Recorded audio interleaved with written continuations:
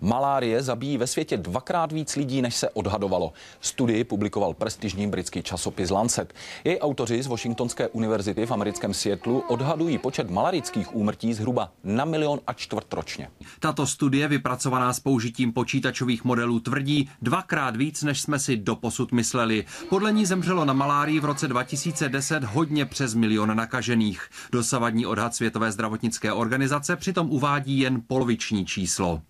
Výzkum, který sponzorovala nadace zakladatele Microsoftu Billa Gatese a jeho manželky, ale zároveň potvrdil, že úmrtí na malárii už několik let ubývá. Od kulminace v roce 2004 pokračuje značný pokles počtu úmrtí, který způsobilo rychlé, i když ne všude stejně, rozšíření kontrolních opatření v subsaharské Africe.